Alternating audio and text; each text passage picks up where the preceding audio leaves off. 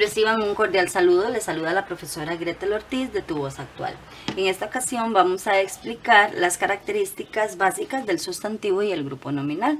Recordemos que el sustantivo es la palabra que designa nombres de diferentes entidades, ya sean reales o imaginarias.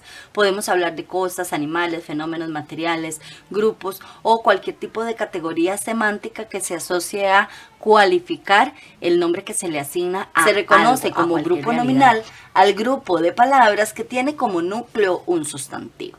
Hay que tomar en cuenta que gramaticalmente o incluso morfológicamente podemos decir que el sustantivo se reconoce por dos características, y es que acepta dos accidentes específicos. Los accidentes del sustantivo son el género y el número. Un sustantivo marca esos accidentes por medio de morfemas flexivos. En el caso, por ejemplo, de la palabra gato y su correspondiente femenino, en español se dice que la palabra, el morfema O marca el accidente masculino, de género masculino, mientras que el morfema A marca el accidente de género femenino. En cuanto al número, encontramos la ausencia o adición de la letra S, por ejemplo.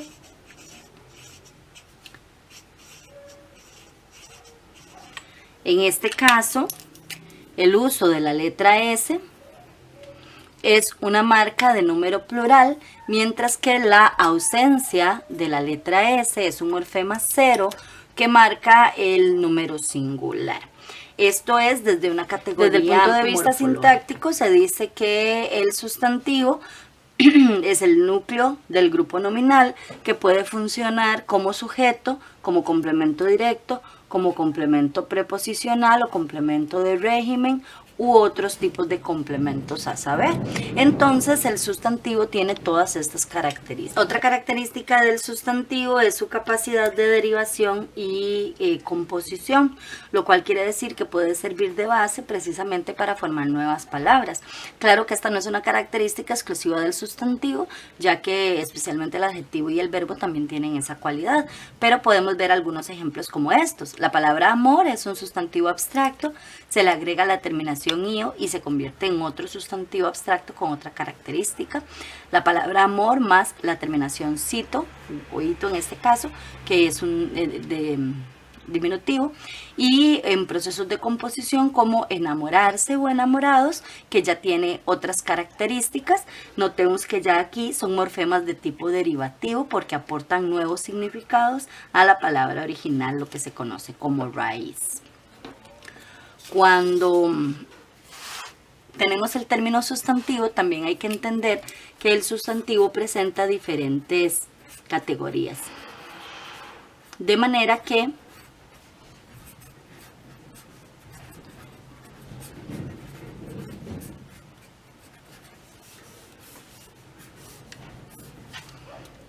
hay que entender que existen diferentes formas de clasificar los sustantivos. Típicamente se reconoce la primera categoría, que es la de los sustantivos propios o nombres propios.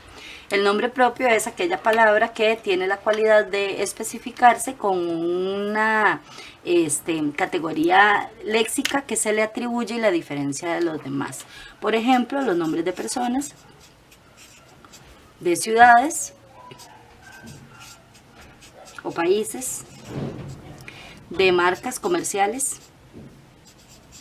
Otra categoría del sustantivo es la de nombres comunes. Los nombres comunes son los que se reconocen porque son nombres específicos que se asignan a todos los individuos de una clase. Se les conoce como comunes o apelativos también. Entonces podemos, en este caso, usar las palabras asociadas a los ejemplos anteriores.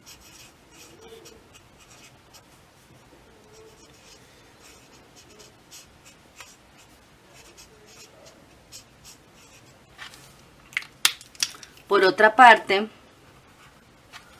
tenemos los sustantivos abstractos,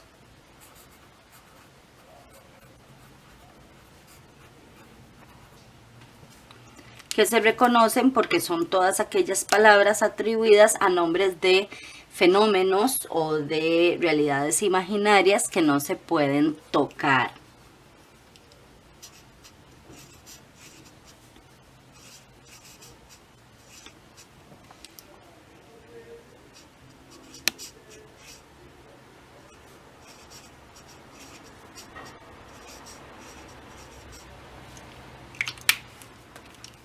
En cuarta instancia o en cuarto lugar tenemos los sustantivos contables.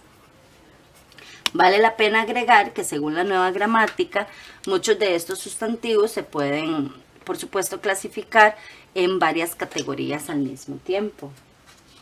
Entonces tenemos, por ejemplo, los sustantivos contables, que también se les llama discontinuos o discretos, y son entidades que se pueden enumerar. Entonces normalmente algunos sustantivos comunes concretos pueden ser contables, ¿verdad? Por ejemplo, libro, el ejemplo que ya dimos, por ejemplo, de persona.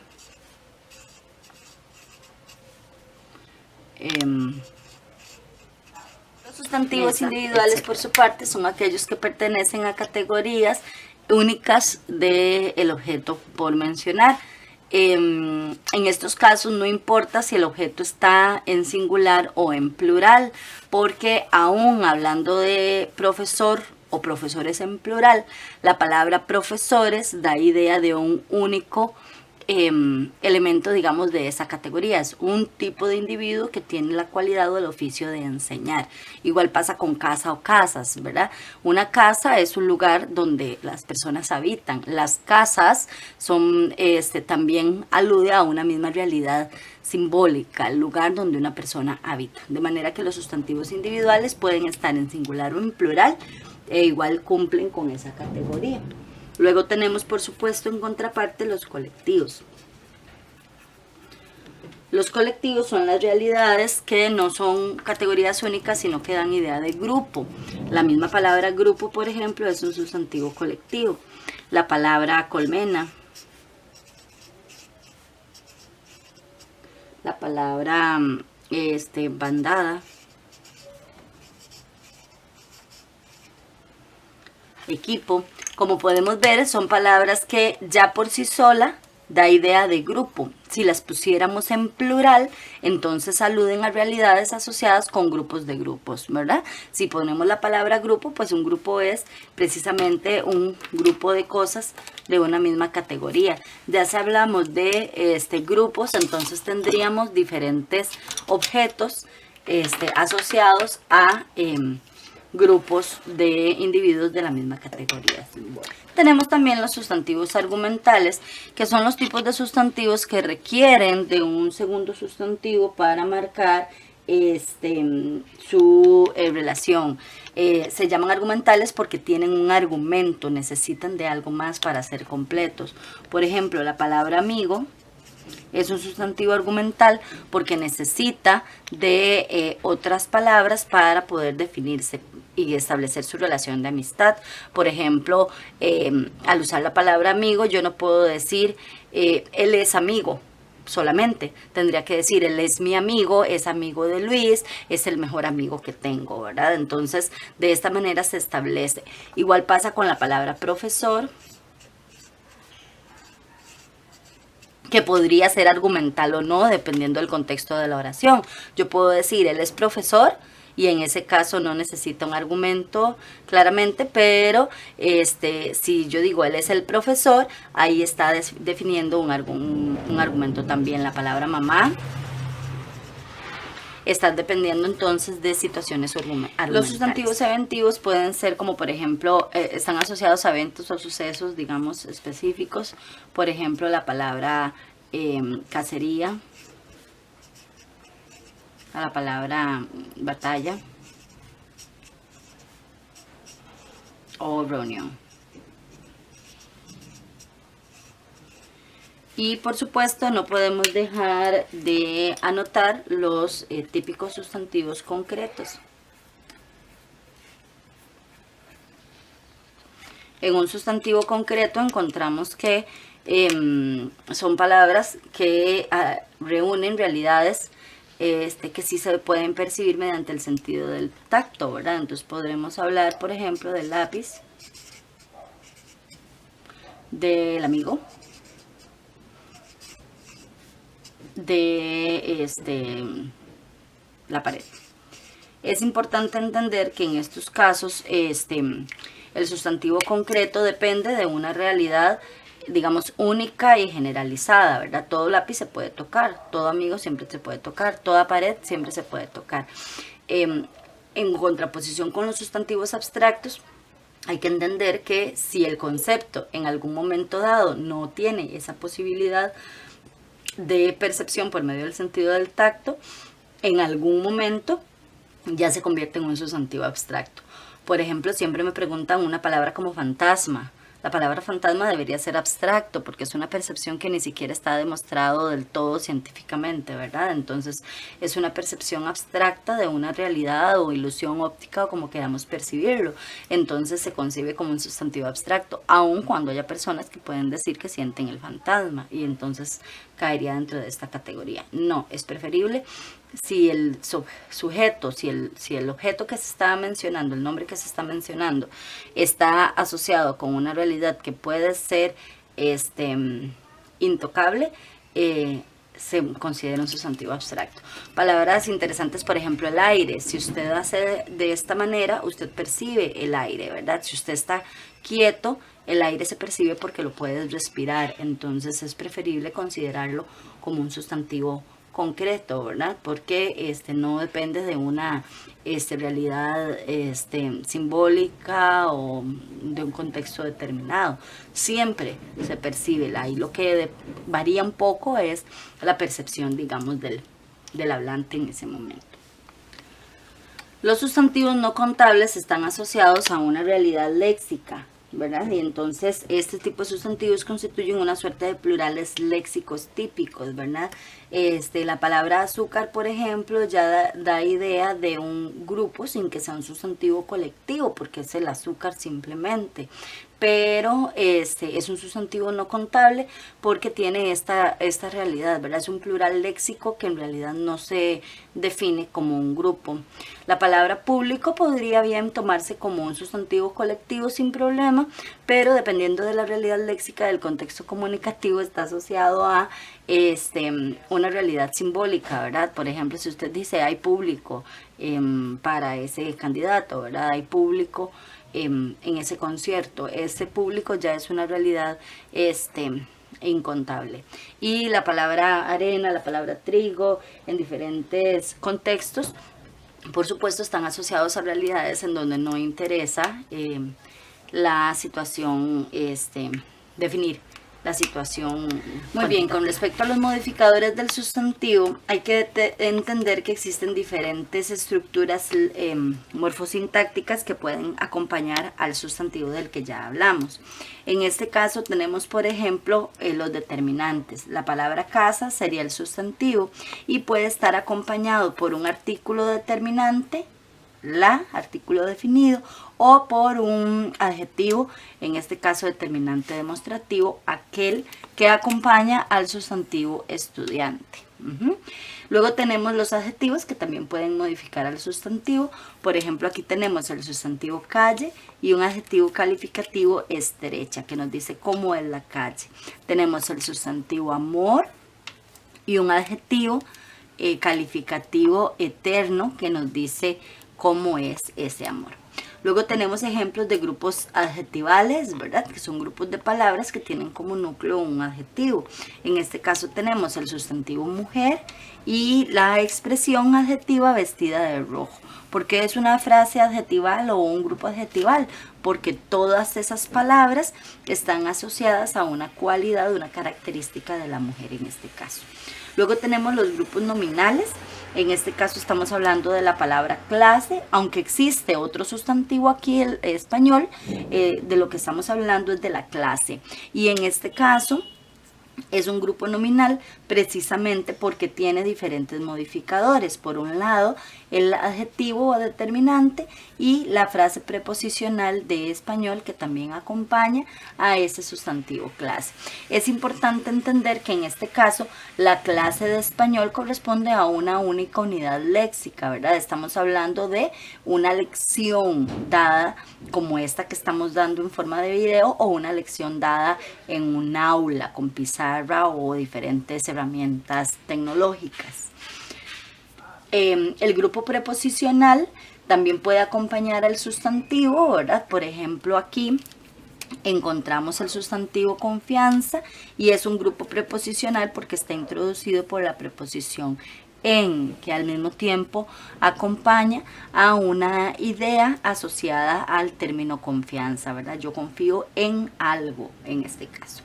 Las oraciones de relativo, aunque corresponden a un concepto que se estudia en los grados superiores de enseñanza secundaria, podemos entender que son oraciones introducidas por los pronombres de relativo, pronombres adjetivos u otro tipo de categorías que cumplen la función de relativo. ¿A qué se refiere? Se refiere a que el sustantivo está acompañado por una frase que a su vez está introducida por un pronombre que se relaciona con ese sustantivo. Por eso se llama pronombre de relativo, ¿verdad? Se relaciona con un sustantivo ya mencionado, en la misma oración. Recordemos en otro de los videos que hablamos de los pronombres de relativo como cuyo, cual, quién, etc. Las locuciones nominales se diferencian de los grupos nominales y por eso hice la salvedad con respecto a la palabra clase, porque presentan un tipo de amplitud léxica, en el sentido que se pueden determinar diferentes significados de una misma expresión. Por ejemplo, la palabra mesa redonda tendría una categoría de grupo nominal, ¿verdad? Porque está acompañando un sustantivo con un adjetivo, redonda, ¿verdad? Pero incluso podríamos decir simplemente que es el sustantivo más el adjetivo. Pero en este caso, la expresión mesa redonda puede estar asociada también a una técnica de expresión oral, ¿verdad? En donde decimos, los políticos hicieron una mesa redonda en el aula, vamos a desarrollar una mesa redonda, convoqué a una mesa redonda con todos mis subordinados. Eso implica que la palabra mesa redonda podría ser sinónimo de reunión, podría ser sinónimo de coloquio, podría ser sinónimo de otra expresión que no necesariamente alude al significante primario que todos podríamos relacionar, ¿verdad?, con el término mesa redonda, asociada simplemente a una mesa con sillas alrededor, ¿verdad? Igual en este otro ejemplo, que lo puse a propósito del ejemplo de la clase de español, cuando decimos que eso es de diferente clase, claramente clase es un sustantivo, diferente es un adjetivo, podría tomarse como un grupo nominal corriente, pero es una locución en el sentido de que permite que hablemos de una clase de español diferente o que hablemos de una especie animal de diferente clase o podemos hablar, digamos, es que ese discurso es de diferente clase, de diferente tipo, de diferente categoría. Entonces, nótese que la expresión diferente clase es una locución en el sentido de que no corresponde a una unidad léxica definida, una unidad léxica específica. Y por otra parte tenemos los cuantificadores, que también en otra categoría lo vamos a encontrar como adjetivos, ¿verdad? Entonces simplemente cuando encontramos un sustantivo como finca que está asociado a un número, ¿verdad?, a una parte en este caso, estamos ante un modificador del sustantivo. Igual podríamos decir que esto es un grupo adjetival porque este grupo adjetival está asociado a un adjetivo cuantitativo, determinativo numeral asociado a la palabra finca. Pero entonces encontramos que todos estos son los posibles modificadores que puede tener un sustantivo. Recordemos entonces que Todos los modificadores del sustantivo lo que hacen es simplemente acompañar al sustantivo. Vean que puede estar antes del sustantivo o puede estar después del sustantivo. Puede ser una palabra grande o pequeña, pueden ser varias palabras, pueden estar introducidas por preposiciones, por estructuras verbales, como en este caso el participio vestida, pueden ser adjetivos, pueden ser artículos, puede ser expresiones un poco más extensas, ¿verdad? Entonces, noten que cuando hablamos de modificar un sustantivo, no necesariamente hablamos de una única palabra, sino de expresiones sintácticas que acompañan al sustantivo para definirlo, especificarlo y mejorar su significado. Muy bien, muchas gracias. Eso sería todo con respecto al tema del sustantivo.